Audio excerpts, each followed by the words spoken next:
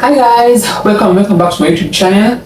Don't mind the background noise. I'm in the kitchen today and that's my dishwasher washing. I'm going to try, I hope you can still hear me, and I'm going to try to be as loud as I can.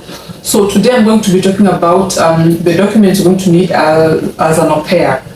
But in this case, I'm going to be talking about the documents you need as an au pair here in Austria, because as you all know by now, I was an au pair in Belgium, but I can't quite remember the documents that I needed then.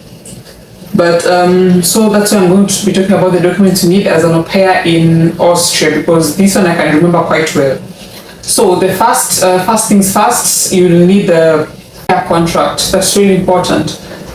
The au pair contract, without that, then there's nothing, because that's actually the first thing you're going to be asked when you go to the Austrian embassy. Au pair contract. Then the next thing they ask about is the health insurance. You also need to have a health insurance from the host family, that is, not your own, because that's what the host family is supposed to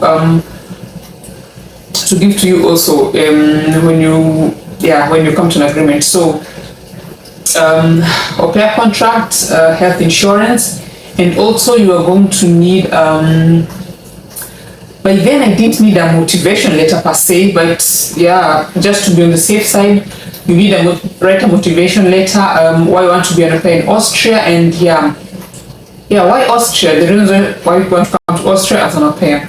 You're also going to be needing, actually the most important thing is your German language certificate, A1. You have to have a German language certificate. Without the German language certificate, you're not qualified to apply as an au pair. So you need to have a German language certificate, and from the Goethe Institute. That is, you can study German somewhere else and then you go to Goethe to do your exams. Because if you go to the embassy with a certificate rather than that one from Goethe, it's not recognized. The only recognized certificate is the German certificate from Goethe Institute. That you have to have it, at least an A1, and you have to have passed, of course. But you can do it with A2 because but they really need A1, because actually that's the reason is why is because A1 is at least the basic knowledge, and in this way they at least know that you understand the basic things, what like the day-to-day activities like greetings and stuff. So A1 certificate is a must. If you think Goethe is too expensive, you can do your German language at other German language schools, and then when it comes to exams, you go and do your exams at Goethe Institute. So and you're also going to need an air ticket. But I'm not sure if it's a reservation. I think it's a reservation, because you can reserve and then you show them you've reserved, because don't just buy a ticket and you're not sure that you're going to get the visa. So the visa.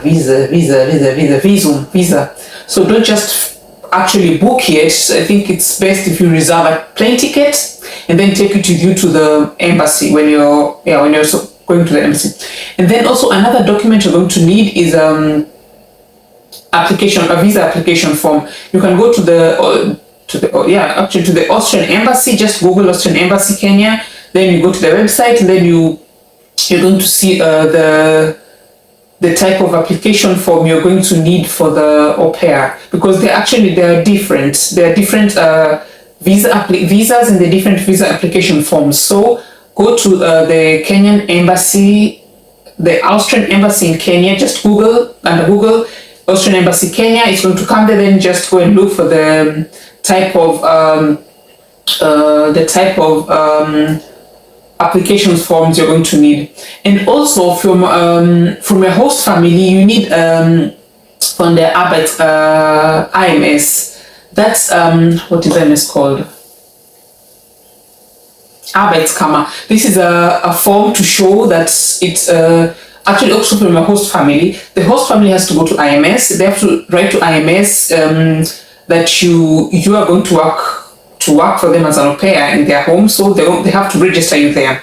And I think you get it for 6 months, and then after 6 months, then you renew for another 6 months. So this IMS paper is also required if you want to apply for an au pair in Austria. I think if you have a B1, B2, they're going to be a little bit they're going to have questions, because why do you have a B2 certificate and then you want to go as an au pair? So don't risk it. Even if you are level B2, but just because they need at least an A1 certificate. So just do your A1 certificate, and then when you come to Austria, then you can continue with your B2 or whichever level you are.